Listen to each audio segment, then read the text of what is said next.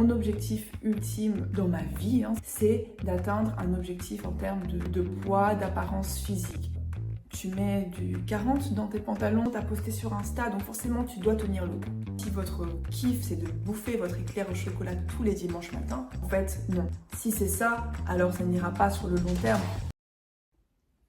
Salut, moi c'est Annie, j'ai 31 ans, voilà je me présente. Je ne suis ni youtubeuse, ni nutritionniste, ni diététicienne ou influenceuse. Je suis juste une fille normale, une meuf banale comme beaucoup, avec mes complexes, mes insécurités et qui a opéré un rééquilibrage alimentaire. Et donc voilà, je vais vous expliquer un peu mon parcours, ce par quoi je suis passée. Je vais également essayer de déconstruire en fait toute l'idée, toutes les idées préconçues qu'on se fait de la perte de poids. Donc j'ai vraiment envie de faire ça de manière posée, correcte. Et si j'arrive à faire en sorte que cela vous parle, te parle, alors j'estime que j'aurai fait ma part du job. J'aimerais également faire un petit disclaimer parce que je sais que c'est comme ça qu'on opère. Quand je vais parler de perte de poids, je veux dire par là la perte de gras. Mais comme c'est plus commun d'entendre perte de poids, voilà, si je le dis, ne venez pas après moi en disant mais voilà, mais vraiment j'entends par ça perte de gras concrètement. Donc sans plus tarder, c'est parti. Pourquoi est-ce que je fais cette vidéo ?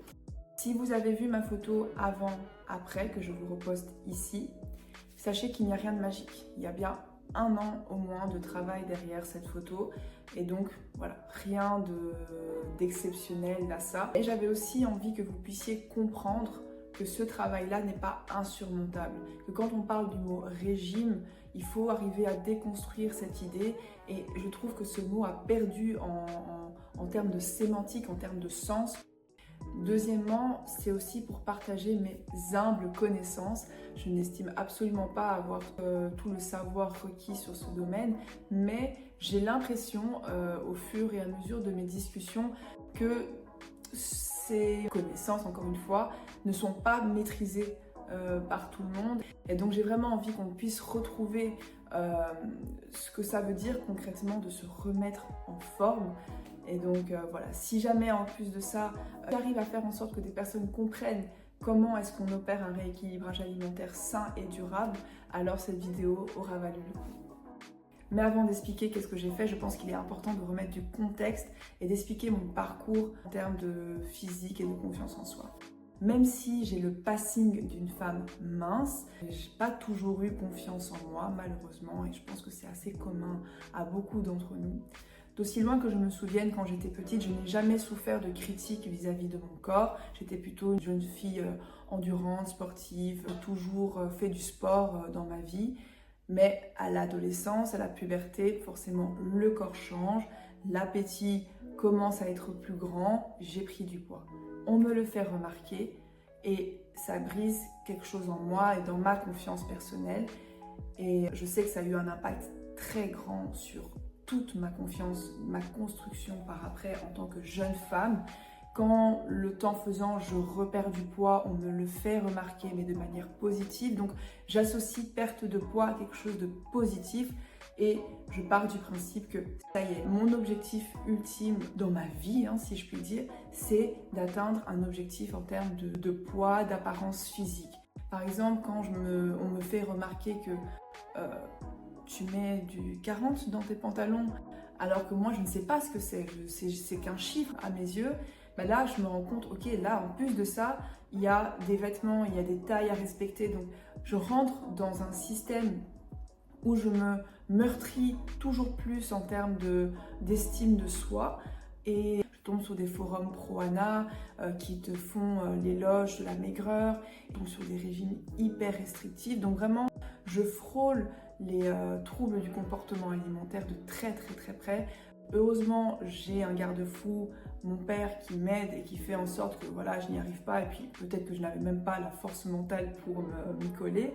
Mais voilà, je suis aussi très reconnaissante de ne pas être tombée sur ce genre de choses à l'âge des réseaux sociaux parce que je pense que ça aurait été encore plus destructeur.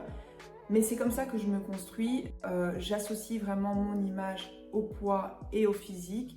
Et à l'âge de 18 ans, je me rappelle que j'ai aussi je pense, fait l'expérience d'un sorte de trouble de comportement alimentaire où je n'arrivais plus à manger parce que je n'avais pas suffisamment pour me satisfaire. Donc si je voulais manger le paquet de chips, il fallait que ce soit le XXL, sinon je n'en voulais pas. Et au fur et à mesure, je ne mangeais plus en fait, tout simplement, au point où là, on me l'a également fait remarquer, parce que là, j'étais trop maigre. Et je ne comprenais pas, ok, si je suis pas assez maigre, c'est pas bien, mais si je suis trop maigre, c'est pas bien non plus. Donc voilà, ça fait que j'ai toujours eu une grande difficulté à comprendre ce qui était attendu de moi au niveau physique. Les années passent, je grandis et forcément les expériences, la maturité font que j'arrive plus ou moins à me détacher de ce côté-là. Je tombe enceinte, je prends 20 kilos, je ne m'en fais pas du tout un cas. Et donc voilà, j'arrive à détacher la valeur de ma personne de ce que je pèse sur la balance ou de ce que je porte dans mes vêtements. À peine 3 mois après mon accouchement, on me diagnostique une maladie cérébrale rare, le moyamoya, dont j'ai déjà parlé auparavant. Et un diagnostic est posé sur le fait que je dois arrêter toute activité physique extrême. On entend par là crossfit, cardio à fond, etc. Moi, ce que j'entends, c'est on arrête toute activité physique tout court. Donc, personnellement, je ne suis pas accro au sport, je n'ai pas d'activité sportive ou physique quotidienne ou routinière, donc je ne me fais pas plus de stress à ce niveau-là. Je me dis, tant mieux, dans tous les cas, j'ai pas forcément le temps, j'ai un petit à gérer. Et donc, je reste dans une sorte d'inaction pendant presque 5 ans, concrètement. Mais ça me va. Je ne me fais pas plus de soucis que ça. Je rentre dans mes jeans sans problème. Je n'ai pas l'impression d'être en surpoids, donc voilà. On rentre s'installer en Europe et je prends progressivement du poids. Je me sédentarise aussi, j'ai un métier un peu moins actif. Je passe d'une taille à l'autre, forcément, mais je me dis, qu'à cela ne tienne, c'est pas bien grave. Vraiment, je suis totalement détachée de ce côté physique, je n'arrive plus à me soucier à ce niveau-là.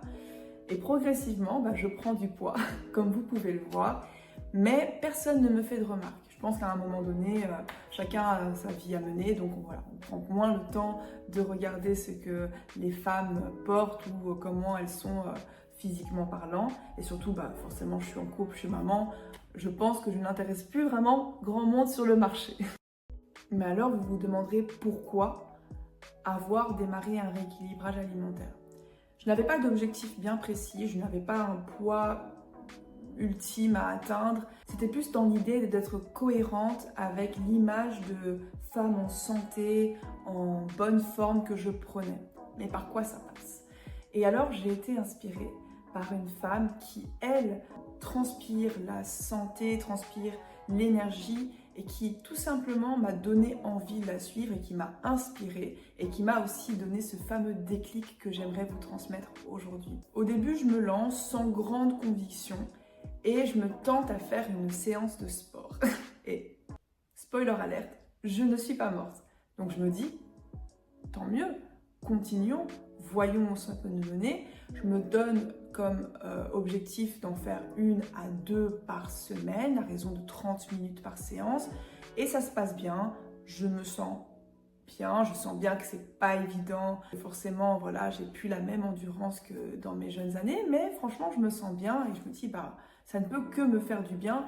Et quitte à mourir de quelque chose, je préfère mourir d'un excès de sport que d'un excès de cholestérol. Mais assez rapidement, étant donné que je suis une personne assez passionnée dans ce que j'entreprends, je frôle les excès en termes de calcul, de contrôle dans ce que je fais. C'est-à-dire que quand je mangeais, je voulais vraiment être sûre que je mangeais les bonnes quantités pour atteindre mes objectifs. J'ai rapidement réussi à déceler ça et là je vois que en fait non, si c'est ça, alors ça n'ira pas sur le long terme. Parce que là, ça me met dans un cadre rigide et difficile. Je ne veux pas associer des mots négatifs à ce que j'entreprends parce que c'est censé être positif pour ma santé. Ça doit être plus flexible et plus simple. Pas facile, mais plus simple à intégrer dans son quotidien. Et donc, c'est vraiment ça que j'aimerais que vous arriviez aussi à faire, c'est de détacher l'image du terme régime ou rééquilibrage alimentaire de ces éléments-là négatifs. Mais pour ce faire, Et comment est-ce que concrètement on arrive à faire en sorte de déconstruire cette image-là? Pour ma part, il y a une première chose à avoir, c'est d'une part les bons outils et d'une autre la discipline. Donc premièrement, on va parler des bons outils. Rassure-toi, tu n'as pas besoin de te ruiner, tu en as la majorité déjà à portée de main. Le premier outil que je vais te donner, c'est tout simplement s'informer. C'est accessible. Tu as des vidéos YouTube, tu as ChatGPT, tu as énormément de revues scientifiques qui vont t'expliquer comment fonctionnent des éléments clés d'une bonne perte de gras. Savoir ce que c'est ton métabolisme, qu'est-ce que ça comprend, comprendre ce que c'est des kilocalories, comprendre comment les macronutriments fonctionnent et comment ils opèrent dans ton rééquilibrage alimentaire.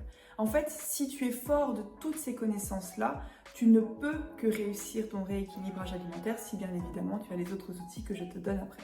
Mais il faut vraiment se dire que dès que tu comprends que ton métabolisme, c'est un chiffre plus ou moins donné selon les différents calculateurs, d'ailleurs je vais t'en mettre un dans la légende de cette vidéo, tu peux vraiment faire le test, tu vas voir ton calculateur, savoir plus ou moins comment, à quel niveau de métabolisme, selon ton âge, ton genre, ta taille, ton poids actuel, tu devrais te tenir pour être soit en prise de masse, soit en perte de gras, etc. C'est très important de prendre cela avec du recul. Il y a beaucoup de calculateurs différents, donc je ne vais pas te dire que celui-là c'est le meilleur, mais selon ce que moi j'ai pu voir et comparer, j'étais plus ou moins dans les bonnes fourchettes. Et là, tu verrais que potentiellement, tu ne manges pas assez pour que ton métabolisme fonctionne. Et ton métabolisme, c'est lui qui va faire en sorte que tu peux enclencher une perte de gras et donc une perte de poids si c'est ton objectif. Manger peu, les fameux régimes de grand-mère, soupe aux choux, etc., ce n'est pas forcément la meilleure solution. Ça peut être une bonne solution pour des acteurs qui ont des objectifs de kilos à faire en un temps record, mais ce n'est ni sain ni durable. Donc il faut vraiment se dire, ok, est-ce que ce que moi je consomme au quotidien suffit à ce que mon corps puisse fonctionner comme j'aimerais qu'il fonctionne? Dans un premier temps, ce que je peux conseiller de faire, c'est qu'une fois que tu as calculé ton métabolisme de base, on va dire de manière plus ou moins correcte, de traquer tes calories sur 3 ou 4 jours, histoire de voir si ce que tu manges au quotidien, sans tricher, correspond à ta base métabolique nécessaire pour que ton corps puisse fonctionner. Parce que oui, si tu donnes moins à ton corps que ce qu'il a besoin d'avoir, alors tu le mets en état de famine, en état de stress. Et ce stress-là peut induire une prise de gras parce que ton corps va stocker, il va se dire « Ok, comme je n'ai pas assez et comme je sais que potentiellement je n'aurai pas assez non plus demain, pour faire en sorte que mes organes vitaux puissent continuer à fonctionner, je vais stocker. » C'est un élément qu'on appelle la lipogénèse. Je ne vais pas te l'expliquer, je ne suis pas scientifique, mais c'est pour te dire que concrètement, en pensant faire du bien à ta perte de gras, tu peux induire l'effet inverse. Donc ça, c'est vraiment important de pouvoir le comprendre. Et ça passe par s'informer. Le deuxième outil qu'il faut absolument que tu puisses acquérir, c'est encore une fois assez mental, c'est arriver à te détacher de ce chiffre sur cette balance. Je sais que c'est très compliqué, c'est notre élément de référence depuis toujours. Le poids qui est affiché, donc la masse, si on veut vraiment parler de manière scientifique, ce n'est qu'une addition de chiffres. C'est quoi? C'est l'addition de tes os, de l'eau contenue dans ton corps, de tes muscles, de ton gras et de tes organes, tes cheveux, etc. Donc en fait, ce n'est qu'une addition de tous ces éléments-là. Le poids sur la balance, le chiffre sur la balance peut augmenter, par exemple pour un athlète de très haut niveau, mais ce ne sera pas négatif parce que lui, il est en prise de masse. Et s'il est en prise de masse, il trouve ça génial et peut-être qu'il a réussi à combiner une prise de masse et une perte de gras en même temps. Et pourtant, le poids sur la balance a augmenté. Mais c'est une très bonne nouvelle. Donc, si tu arrives à te détacher de cette idée du poids de la balance, mais plutôt à te focaliser sur ce que tu vois dans ton miroir et des potentielles photos avant-après, c'est là que tu vas tout gagner parce qu'en fait, tu arriveras à te rendre compte que tiens, j'ai pris du poids, mais ce que je vois aussi, c'est que j'ai pris des bibis, j'ai pris des triceps, donc c'est génial. Donc en fait, il faut vraiment arriver à se dire, ok, qu'à cela ne tienne, je sais que c'est relatif à ce que j'arrive à gagner en muscles à côté de ça. Le troisième outil, c'est de s'entourer de manière intelligente. Votre algorithme, si vous êtes sur les réseaux sociaux, il va commencer à travailler soit contre vous, soit pour vous. En fait, si tu commences à suivre des personnes qui sont d'autant plus dans la perte de gras ou un rééquilibrage alimentaire, tu peux tomber sur deux profils. Le profil de la personne qui se culpabilise et qui te culpabilise par la même occasion, ou le profil de la personne qui va te donner des bons conseils, qui va te dire bah tiens, aujourd'hui moi j'ai un peu craqué, mais je sais que ça ne va pas à l'encontre de ma perte de gras, peut-être même que ça y contribue. Moi personnellement, je peux te lister un tas de noms de personnes que je suis et qui en fait m'ont beaucoup aidé parce que j'ai compris que même s'ils avaient différentes approches, les idées concordaient dans un même sens, c'est-à-dire qu'une perte de gras, un bon rééquilibrage alimentaire, ça passe par de l'équilibre et par une flexibilité. Donc c'est vraiment important de vous entourer de manière intelligente, mais avec toujours beaucoup de recul et d'esprit critique. Le quatrième et le dernier outil que je vous donnerai ici, c'est tout simplement de vous équiper, mais de vous équiper de manière très simple. Vous avez deux pieds, sauf handicap, alors vous êtes en mesure de prendre le large et de marcher. Vous avez une montre connectée ou pas, c'est un plus. Il y en a de toutes les gammes, il ne faut pas avoir celle qui vous donne votre température basale, etc. Il faut vraiment celle qui vous dit, ok, tu as plus ou moins dépensé autant de kilocalories, tu as fait autant de pas aujourd'hui, etc. Maintenant, il vous suffit simplement d'avoir des ustensiles pour cuisiner maison et c'est tout. Tout ce qui est tenue, chaussures du dernier cri, etc. C'est secondaire. Si ça peut représenter quelque chose de positif qui vous donne envie d'aller faire votre séance, why not? Mais dans l'idée, il ne faut vraiment pas penser à se ruiner. Ça coûte pas très cher de démarrer un rééquilibrage alimentaire. Ça y est, je vous ai donné tous les outils, il n'y a plus qu'à y aller. Donc ça y est, t'es parti, tu vas commencer à t'informer, calculer ton métabolisme de base, tu as pris ta montre au dernier cri, c'est parti. Tu fais ta première, ta deuxième, ta troisième séance. Au bout de 3-4 jours, ça commence à te fatiguer, mais tu continues, tu persévères un petit peu parce que c'est la motivation à poster sur Insta, donc forcément tu dois tenir le coup. Mais ça tient pas. T'étais motivé pourtant, t'avais tout, là c'était bon, t'étais parti, mais ça tient pas. Pourquoi? Tu peux avoir toute la motivation du monde, mais s'il y a un seul élément dont tu ne disposes pas et qui peut faire tout capoter, c'est bien la discipline. C'est ce fameux deuxième pilier dont on va parler maintenant. Ce mot fait très peur.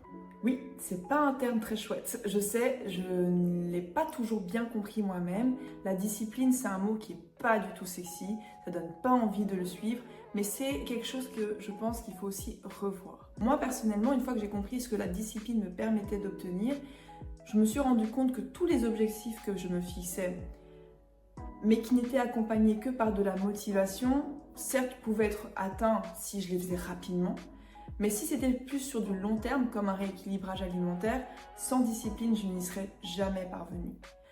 Pour moi, la discipline, je l'ai vue comme une sorte d'engagement envers moi-même, mais surtout un signe de respect que j'avais envers moi-même. C'est la capacité à se contrôler soi-même. Ce n'est pas une entité extérieure qui nous dit quoi faire, on le fait de nous-mêmes. Et on est fier de l'avoir fait parce qu'on s'est respecté.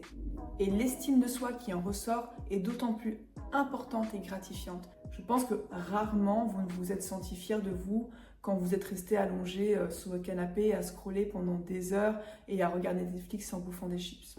Mais alors, je vous dis ça, ça peut vous parler ou alors pas du tout. Comment est-ce qu'on s'auto-inculque de la discipline? Ça peut passer par des choses très simples et très pratiques. Dans le cadre d'un rééquilibrage alimentaire, c'est de planifier. C'est-à-dire qu'avant, je ne planifiais jamais mes semaines et je ne sais même pas comment je faisais avant, mais je naviguais totalement à vue. Je ne savais pas ce que je mangeais de la semaine, mais je planifie toutes mes semaines à l'avance. Donc tous les dimanches soirs, je sors mon semainier et je planifie. Et la première chose que je mets, ce sont mes séances sportives. C'est-à-dire que je sais quel jour je dois faire quelle séance en fonction de quelle zone du corps je veux travailler. Et donc ça, c'est un petit exemple très concret, mais qui fait que une fois que vous l'avez posé sur un papier ou sur un téléphone, vous êtes entre guillemets obligé avec vous-même. Vous vous êtes donné cet objectif-là, vous avez créé ce rendez-vous entre vous et vous-même et vous pouvez le louper, il n'y a personne qui vous tombera dessus, mais le sentiment que vous allez en retirer de l'avoir fait, ce sera un sentiment de respect, sincèrement de vous dire bah oui, je l'ai fait, je suis trop fière de moi, j'avais vraiment pas envie, j'étais vraiment pas dans le mood aujourd'hui, mais je me suis respectée, j'ai respecté mon engagement et j'ai fait ma séance. Deuxième élément que vous pouvez mettre en pratique, c'est la constitution de recettes clés, de 2-3 bonnes recettes clés avec lesquelles vous tournez pour chaque repas, petit déjeuner, déjeuner, dîner. Vous faites juste en sorte que ces recettes correspondent bien à vos apports caloriques nécessaires. Faites en sorte que ça soit facilement adaptable au repas de famille si vous êtes dans ce cas.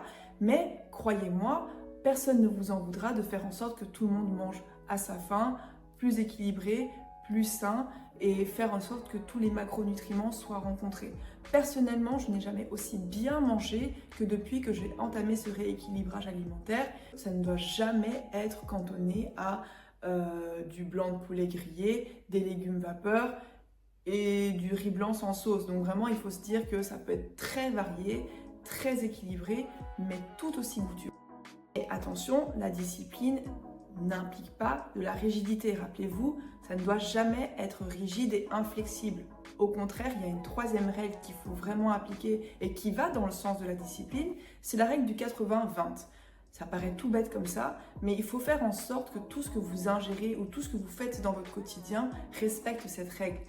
Vous avez 80% de choses qui vont dans le sens de votre objectif, donc c'est-à-dire manger sainement, avec de bons macronutriments, et 20% de choses qui constituent vos petits plaisirs, vos guilty pleasures, les moments où vous savez que c'est un peu plus des extras. Par exemple, si votre kiff c'est de bouffer votre éclair au chocolat tous les dimanches matins, gardez ça. Il n'y a aucune raison qui vous dise de couper ce genre de moment. Parce que au mieux, certes, ça va peut-être accélérer votre perte de gras, mais au pire, ça va vous frustrer. Et qu'est-ce qui entraîne la frustration?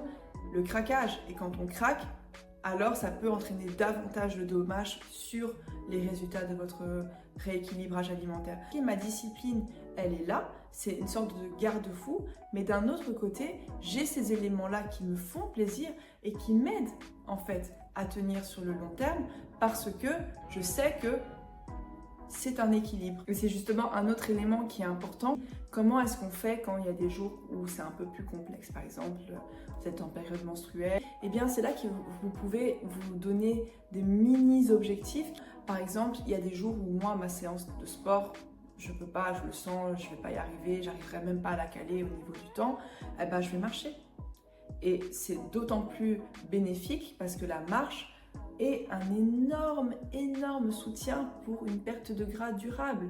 Elle est beaucoup moins violente qu'une séance de course. On s'aère l'esprit, on marche sans but précis. Il n'y a pas forcément d'avoir à marcher vers un endroit, mais c'est vraiment purement dans le plaisir de penser à autre chose. Après, si vous pouvez en plus de ça implémenter davantage de marche dans votre quotidien, c'est-à-dire prendre les escaliers au lieu de l'ascenseur, mais ça, ce sont des éléments d'autodiscipline.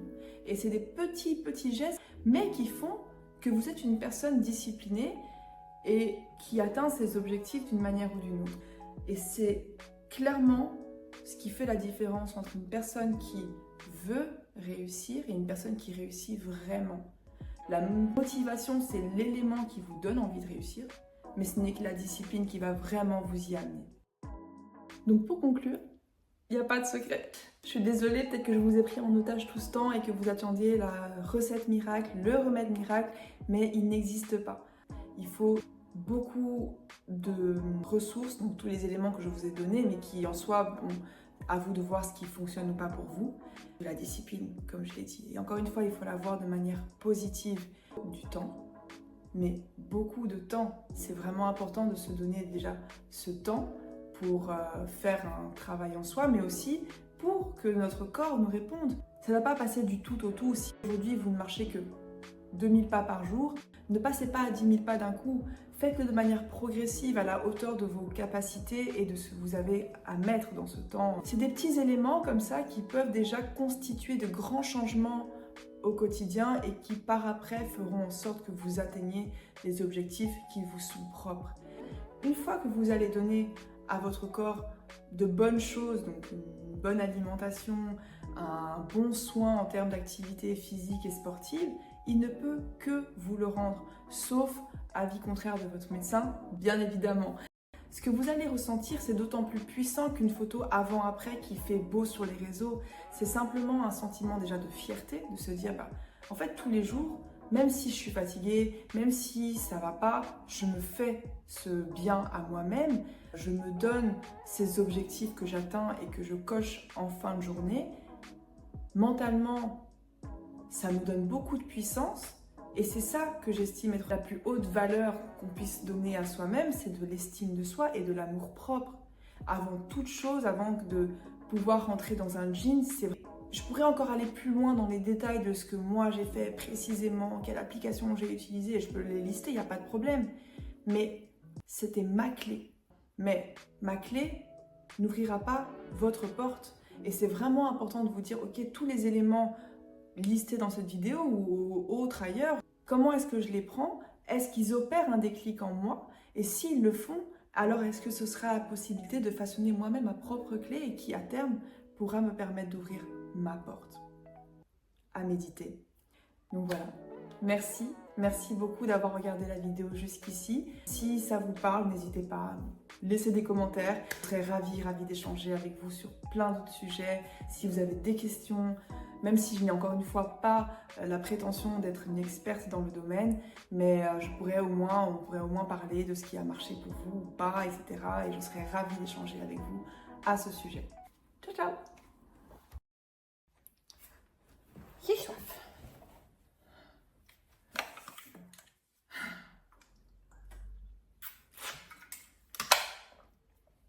Boire de l'eau, c'est très important aussi.